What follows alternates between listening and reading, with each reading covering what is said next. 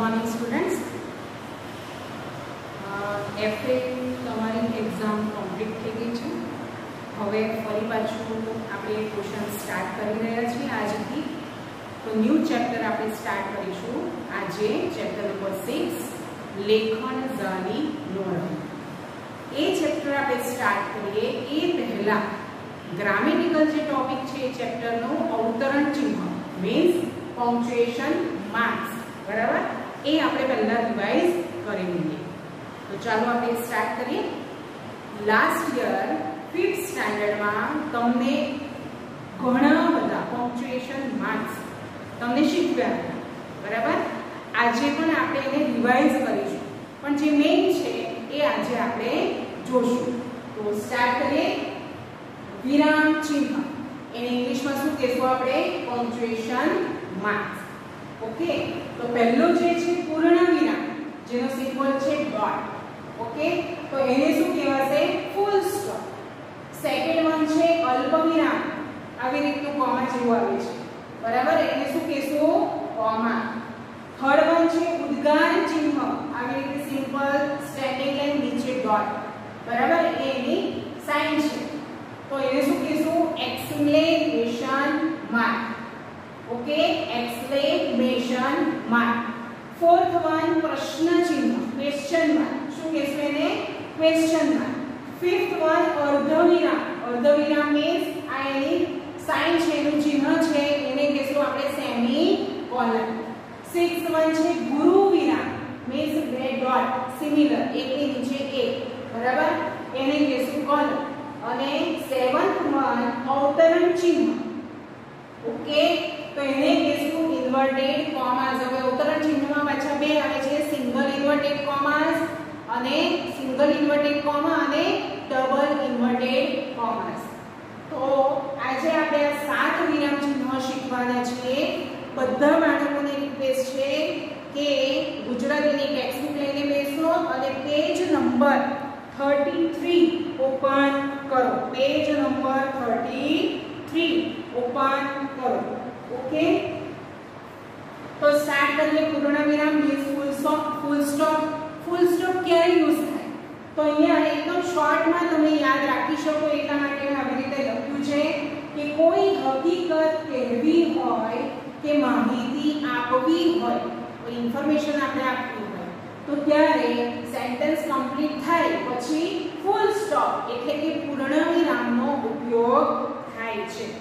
Okay, ત્યારે પૂર્ણવિરામનો ઉપયોગ થાય છે। ક્લિયર છે? તમને સમજાય છે? દાખલા તરીકે એક એક્ઝામ્પલ આપું કે રાજુ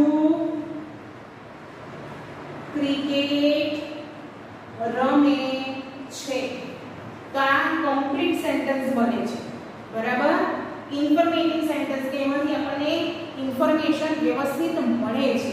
તો જ્યારે સેન્ટેન્સ કમ્પ્લીટ થાય છે ત્યારે સેન્ટેન્સ કમ્પ્લીટ થાય પછી ફૂલ સ્ટોપ નું સાઇન ઓકે આપણે કરીએ છીએ।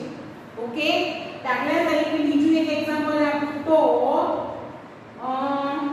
નયન ગીત ગાય છે, સિમ્પલ સેન્ટેન્સ છે। તો આવા જે સિમ્પલ સેન્ટેન્સ છે કે જેમાં કોઈ બી ઇન્ફોર્મેશન આપેલી હોય ને આપણે વ્યવસ્થિત એને સમજી શકતા હોઈએ એવા પ્રકારના જે સિમ્પલ સેન્ટેન્સ છે એની પાછળ ફૂલ સ્ટોપ એટલે કે પૂર્ણ વિરામ નું ચિહ્ન, વિરામ ચિહ્ન મૂકવામાં આવે છે। ક્લિયર? સમજાયું તમને? ત્યાર પછી છે અલ્પવિરામ। અલ્પવિરામ એટલે શું? તો અલ્પવિરામ એટલે તમને કીધું છે કે કોમા। અલ્પવિરામ એટલે શું? તો કોમા। તો અલ્પવિરામ કોને કહેવાય? તો એ તમારે ધ્યાન રાખવાનું છે। શું લખ્યું છે કે બે કે તેથી વધુ નામને છૂટા પાડવા હોય ત્યારે અલ્પવિરામનો ઉપયોગ થાય છે। ફોર એક્ઝામ્પલ હું અહીંયા લખું છું કે માધવ, રાઘવ, નયન, ઉત્પલ, વિવેક ક્રિકેટ રમી રહ્યા છે, બરાબર। હવે આમાં કંઈ ખબર જ નથી પડતી આપણને કે આપણે ક્યાં સ્ટોપ થવું જોઈએ, વચ્ચે ક્યાં આપણે પોઝ લેવો જોઈએ, એવું કંઈ ખ્યાલ જ નથી આવતો. એટલું ખબર પડે છે કે પર્સન નેમ છે, બરાબર? તો બે પર્સન નેમ હોય, બેથી વધારે હોય ત્યારે એને એકબીજાથી છૂટા પડવા માટે આપણે શેનો ઉપયોગ થાય છે? અલ્પવિરામનો ઉપયોગ થાય છે. ફોર એક્ઝામ્પલ, માધવ, રાઘવ, નયન, ઉત્પલ, અને પછી છેલ્લે એક રહ્યું. તો છેલ્લું જે નામ આવે ત્યાં આપણે અને મૂકીએ છીએ. શું મૂકીએ છીએ? અને. તો એ સેન્ટેન્સ શું બનશે કે માધવ, રાઘવ, નયન, ઉત્પલ અને વિવેક ક્રિકેટ રમી રહ્યા છે. ઓકે, સમજાય છે તમને? તો આવા પ્રકારના સેન્ટેન્સ છે. કોઈ નદીના નામો છે, એ સાથે નદીઓના નામો લખવા છે કે ગંગા, જમના, સરસ્વતી, કાવેરી, ગોદાવરી, બરાબર? આવી રીતે લખવું છે તો ગંગા, જમુના, ગોદાવરી, આવી રીતે એકથી વધુ, બરાબર, જ્યારે નામો હોય ત્યારે એને છૂટા પાડવા માટે શેનો ઉપયોગ થાય છે? અલ્પવિરામનો ઉપયોગ થાય છે. થર્ડ વન આપણે જોઈએ ઉદ્ગાર ચિહ્ન. ઉદ્ગાર ચિહ્ન એટલે શું? તો એક્સક્લેમેશન માર્ક. ઉદ્ગાર ચિહ્ન એટલે એક્સક્લેમેશન માર્ક. હવે એક્સક્લેમેશન માર્ક ક્યાં યુઝ થાય છે? કેવી રીતે સેન્ટેન્સમાં? તો વાક્યમાં કોઈ આશ્ચર્ય હોય, કોઈ ક્રોધની ફિલિંગ્સ હોય, કોઈ ધિક્કારની ભાવના હોય, પ્રશંસા હોય, દુઃખ હોય, જ્યારે આવી બધી ફિલિંગ્સ હોય, જે બધા ભાવો હોય, એ ભાવોને વ્યક્ત કરવા માટે ઉદ્ગાર ચિહ્નનો ઉપયોગ થાય છે. સમજાય છે તમને? એ બધા ભાવોને વ્યક્ત કરવા માટે ઉદ્ગાર ચિહ્નનો ઉપયોગ થાય છે. દાખલા તરીકે ફોર એક્ઝામ્પલ હું અહીંયા લખું છું કે ક્ષણવાર માટે બધા અવાક થઈ ગયા. બરાબર? એટલે ફોર અ મોમેન્ટ બધા કેવા થઈ જાય છે? અવાક થઈ જાય છે. આપણે દંગ રહી ગયા આપણે કહીએ ને. તો અહીંયા એક આશ્ચર્યનો ભાવ છે. તો ત્યાં શું આવ્યું? ઉદ્ગાર ચિહ્ન. પ્રશંસા કરવી હોય તો વાહ. બરાબર? કેવું સુંદર દ્રશ્ય ધરાવે છે. વાહ, કેવું સુંદર દ્રશ્ય. તો આવા પ્રકારના જે વાક્યો છે, જ્યાં જે વાક્યોમાં પ્રશંસાના ભાવ છે, દુઃખની લાગણી છે, આશ્ચર્ય છે, ખુશી છે, ક્રોધ છે, ધિક્કાર છે, દુઃખ છે, એવા બધા ભાવોને વ્યક્ત કરવા માટે શેનો ઉપયોગ થાય છે? ઉદ્ગાર ચિહ્નનો ઉપયોગ થાય છે. ત્યાર પછી છે પ્રશ્ન ચિહ્ન, મીન્સ ક્વેશ્ચન માર્ક. તો ક્વેશ્ચન માર્કનો યુઝ ક્યાં થાય? તો કે માહિતી મેળવવા માટે પૂછવામાં આવેલા વાક્યના અંતમાં પ્રશ્ન ચિહ્નનો ઉપયોગ થાય છે. હવે માહિતી મેળવવા માટે પ્રશ્ન પૂછીએ એટલે આપણે કોઈને પ્રશ્ન પૂછીએ તો સામેથી આપણે એક આન્સર મેળવવા માટે લોકોને ક્વેશ્ચન કરીએ છીએ. તો એ આન્સરના ફોર્મમાં આપણને શું મળે છે? માહિતી, મીન્સ ઇન્ફોર્મેશન. દાખલા તરીકે એક સિમ્પલ કહું કે તમે આવ્યા, બરાબર, ક્વેશ્ચન માર્ક. તો સામેથી આન્સર શું મળશે? હા, હું આવી. બરાબર? પછી તમે સવારે કેટલા વાગે ઉઠો છો? Question mark. બરાબર? કે તમે સવારે કેટલા વાગે ઉઠો છો? તો જવાબ શું મળશે? કોઈ 5 વાગે ઉઠતો હોય તો 5 વાગે, 6 વાગે ઉઠતા હોય તો 6 વાગે. તો આપણને શું મળે છે? ક્વેશ્ચનના આન્સરમાં આપણને એક ઇન્ફોર્મેશન મળે છે. બરાબર? તો આવા પ્રકારના સેન્ટેન્સ હોય ત્યાં કયું વિરામ ચિહ્ન યુઝ થાય છે? પ્રશ્ન ચિહ્ન. બરાબર? આગળ છે અર્ધવિરામ, મીન્સ સેમિકોલન. તો અર્ધવિરામ ક્યારે યુઝ થાય? બરાબર ધ્યાનથી સમજવા પ્રયત્ન કરવાનો છે બધાએ. અર્ધવિરામ ક્યારે યુઝ થાય છે? તો અલ્પવિરામ અલ્પવિરામનો ઉપયોગ થયો હોય તેવા વાક્યોના ખંડોને જોડવા માટે કોનો ઉપયોગ થાય છે? અર્ધવિરામનો ઉપયોગ થાય છે.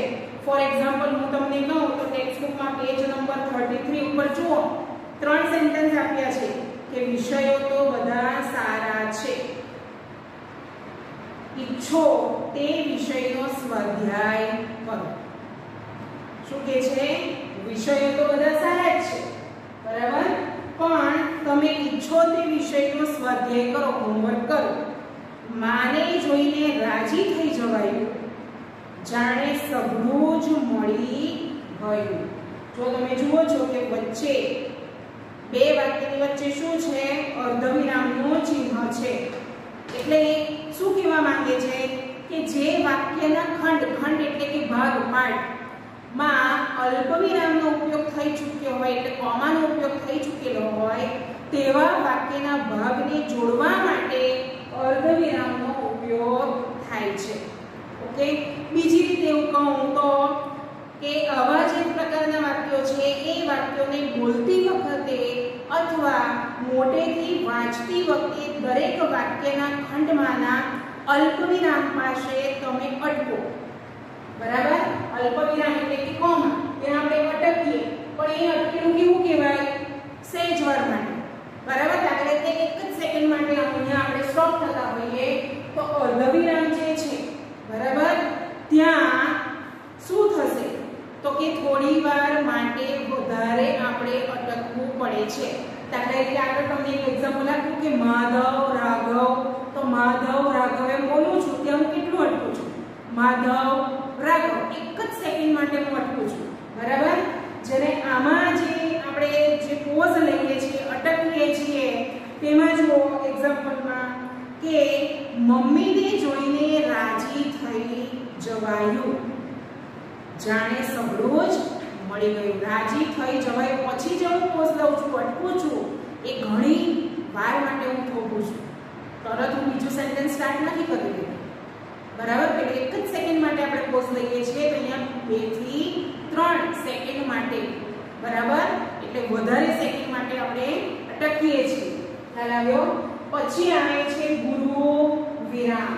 ઓકે, તો એની સાઈન છે બે ડોટ, મીન્સ કોલન. તો એક વાક્યની સાથે જોડાયેલું બીજું વાક્ય હવે આવે છે એવું બતાવે છે ગુરુ વિરામ. બરાબર, એ ગુરુ વિરામ એવું બતાવે છે કે દાખલા તરીકે એમનાથી બગડી જવાયું, એમનાથી બગડી જવાયું એટલે બોલી પડાયું, જેને આપણે કહીએ. શું? તો એ હવે આવશે, હવે પછીના પાર્ટમાં આવશે. બરાબર, તો ત્યારે આ જે સેન્ટેન્સ આપણો અહીંયા જ કમ્પ્લીટ થાય છે ત્યાં ગુરુ વિરામનું ચિહ્ન મૂકવામાં આવશે. બરાબર, શું? તો પછી જે હશે શું બોલે છે તેમાં જે ઇન્વર્ટેડ કોમામાં આવશે. બરાબર, કે મારાથી તો આ નહીં જ થાય. બરાબર, મારાથી તો આ નહીં જ થાય. ખ્યાલ આવ્યો? તો આવા પ્રકારના વાક્યમાં એક વાક્ય અહીંયા કમ્પ્લીટ થાય છે પણ એની પાછળ બીજું વાક્ય આવે જ છે, તો ત્યારે ગુરુ વિરામનો ઉપયોગ થાય છે. અને લાસ્ટ વન છે અવતરણ ચિહ્ન, મીન્સ ઇન્વર્ટેડ કોમાસ. તો કોઈ વ્યક્તિએ કહેલી વાત જ્યારે એના જ શબ્દોમાં કહેવામાં આવતી હોય, બરાબર, કે એના જ શબ્દોમાં આપણે વર્ણવી હોય ત્યારે આપણે ઇન્વર્ટેડ કોમાસનો ઉપયોગ કરીએ છીએ. બરાબર, ત્યારે આપણે ઇન્વર્ટેડ કોમાસનો ઉપયોગ કરીએ છીએ. ફોર એક્ઝામ્પલ ટેક્સ્ટમાં જુઓ, વૈશાખ કપાસિયા ભરીએ કોઠી થોડી જ ફાટી જાય, ભલાથીને આટલું બાજકું લેતા જાઓ, એવું કહે છે. દેખાય છે તમને? સમજાય છે? ખ્યાલ આવે છે? બરાબર. ફોર એક્ઝામ્પલ બીજું એક એક્ઝામ્પલ આપણે લઈએ તો ગાંધીજીએ કહ્યું કે, બરાબર, શું? તો કે ખરાબ અક્ષર અધૂરી કેળવણીની નિશાની છે. તો એ શેમાં આવશે? ઇન્વર્ટેડ કોમામાં. ઉઠો જાગો, ધ્યેય પ્રાપ્તિ સુધી મંડ્યા રહો. આ કોના શબ્દો છે? વિવેકાનંદના શબ્દો છે. તો વિવેકાનંદે કહ્યું છે, બરાબર ને, સ્વામી વિવેકાનંદે. તો એમના કહેવાયેલા શબ્દ શેમાં આવશે? ઇન્વર્ટેડ કોમાસમાં આવશે. ક્લિયર? તો આજે આપણે આ 7 જે પંક્ચ્યુએશન માર્ક શીખ્યા એ બરાબર તમને સમજાઈ ગયા હશે. ચેપ્ટર નંબર 6 લેખન ઝાલી નો રહી. ઓકે, ટેક્સ્ટબુક બધા પાસે છે જ, તો બધાએ ટેક્સ્ટબુકમાં ધ્યાન આપવાનું છે. કોઈ પણ ચેપ્ટર આપણે સ્ટાર્ટ કરીએ એટલે નોટબુકમાં રાઈટ સાઈડ પેજ પર આ રીતે લખીશું જ આપણે પાઠનું નામ લેખન ઝાલી નો રહી, લેખકનું નામ જોરાવરસિંહ જાદવ અને એનો સાહિત્ય પ્રકાર શું છે? લોકકથા. તો આટલી વસ્તુઓ આપણે ખાસ મેન્શન કરવાની. ચેપ્ટરનું ટાઇટલ આપીએ ત્યાર પછી. તો ટેક્સ્ટબુકમાં સૌથી પહેલા બધા જોશે, બરાબર છે. એમાં લેખકનો પરિચય આપણે જોશું અને ચેપ્ટરમાં શું કહેવા માંગે છે, શેના વિશેની લોકકથા છે એ આપણે જોશું. તો પહેલા લેખકનો પરિચય આપણે મેળવી લઈએ. લેખકનું નામ છે જોરાવરસિંહ જાદવ. હાથમાં પેન્સિલ રાખજો, જ્યાં જ્યાં અંડરલાઈન કરાવ્યું ત્યાં ત્યાં અંડરલાઈન કરી દેવાની રહેશે.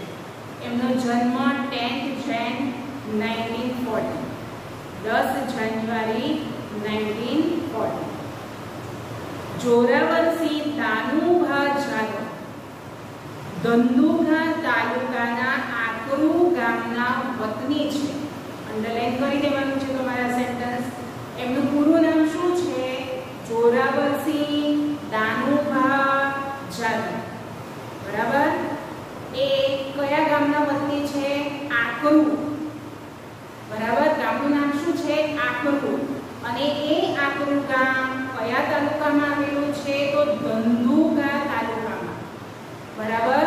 ધંધુકા તાલુકામાં આવેલા આકરુ ગામના તેઓ વતની છે.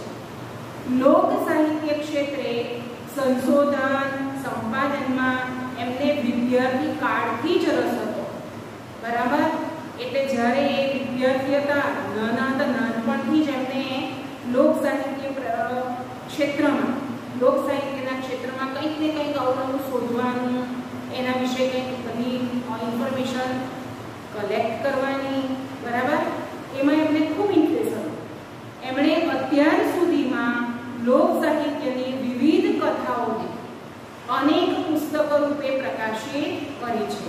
અત્યાર સુધીમાં એમણે લોક સાહિત્યની જુદી જુદી સ્ટોરીઝ, બરાબર, એને જુદી જુદી બુકના માધ્યમ દ્વારા એમણે પબ્લિશ કરી છે.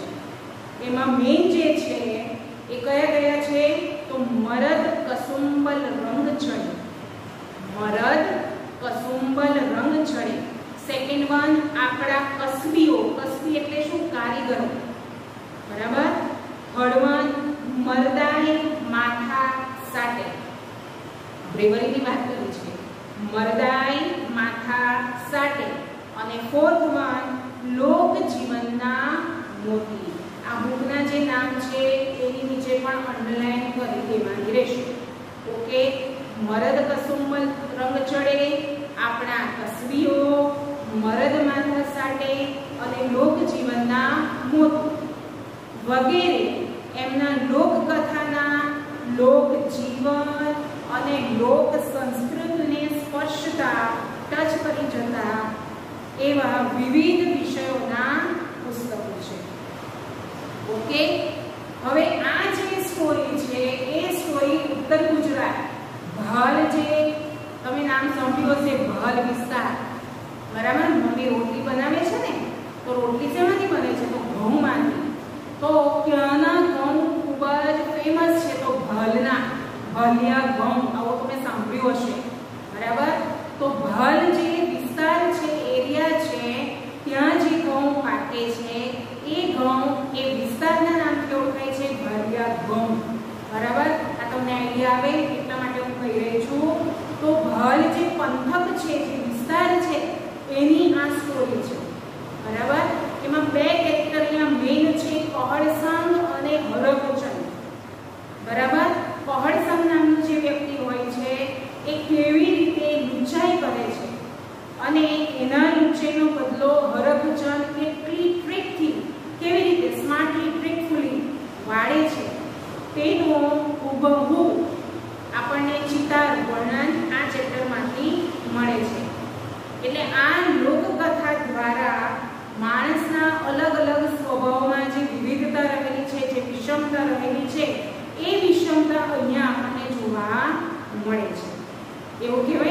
કે જેટલા માથા એટલા ભેજા એવું કહેવાય છે, બરાબર.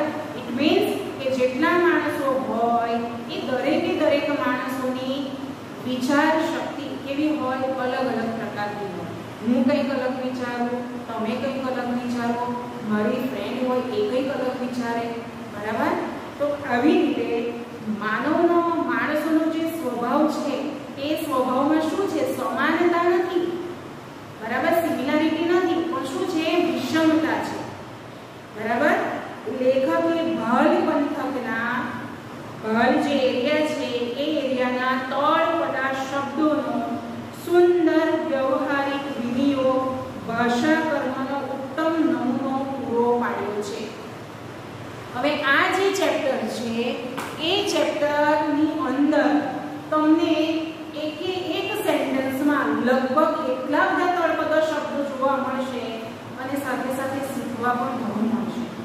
હવે તળપદા શબ્દો કોને કહેવાય, બરાબર. તો એવું આપણે ગુજરાતીમાં એવી કહેવત છે કે 12 ગામે બોલી બદલાય, બરાબર.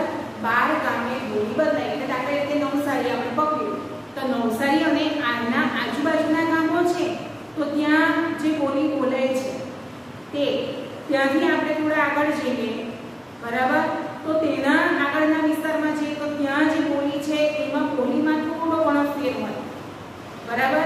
આપણે બરોડા જઈએ, ઉત્તર ગુજરાત જઈએ, અમદાવાદ જઈએ, સૌરાષ્ટ્રમાં જઈએ, બરાબર, કચ્છ ભુજમાં જઈએ તો ત્યાં પણ શું આપણને દેખાય છે, બોલીમાં ત્યાંના લોકો જે બોલી બોલે છે એ બોલીમાં આપણને શું દેખાય છે, તો ભિન્નતા જોવા મળે છે, બરાબર. કંઈક અલગપણું આપણને જોવા મળે છે. તો જે તે વિસ્તારની બોલાતી બોલી એને તળપદી ભાષા કહેવાય. કઈ ભાષા કહેવાય, તળપદી ભાષા, બરાબર. દાખલા તરીકે હું તમને કહું તો સુરતી શું બોલે, કેમ શું થયું, તો એને પૂછવું હોય કે શું પૂછશે ખબર, શું થયું, તો એ હું બોલશે, બરાબર. કેમ શું થયું, તો એ હું બોલશે. ઉત્તર ગુજરાત તરફ જશું મહેસાણા બાજુ તો એ કેમ શું થયું, તો એના બદલે એમ બોલશે ચમ શું થયા, તો એ આવું બોલશે. ખ્યાલ આવે છે, સમજાય છે તમને, ક્લિયર થઈ રહ્યા છો તમે. તો વિસ્તાર પ્રમાણે ભાષા જે છે એ ભાષામાં થોડું અંતર જોવા મળે છે, બરાબર. આ જે ચેપ્ટર છે એ ચેપ્ટરમાં ભલ પંથકમાં બોલાતી ભાષા, બરાબર, એનો આપણને પરિચય મળશે અને એ જે તળપદા શબ્દો છે એને આપણે ગુજરાતી શિષ્ટ ભાષામાં એનું મીનિંગ શું થાય છે એ પણ આપણે શીખતા જશું. ઓકે. તો તળપદી બોલી જે છે એના હિસાબે આ ચેપ્ટર તો ઇમ્પોર્ટન્ટ છે, પણ સાથે સાથે એ જે કથા છે, આ જે લોકકથા છે, એ લોકકથાની જે વાર્તા છે ને એ વાર્તાનો એક જે ઘટનાક્રમ છે એ પણ એટલો જ અગત્યનો છે. ઓકે.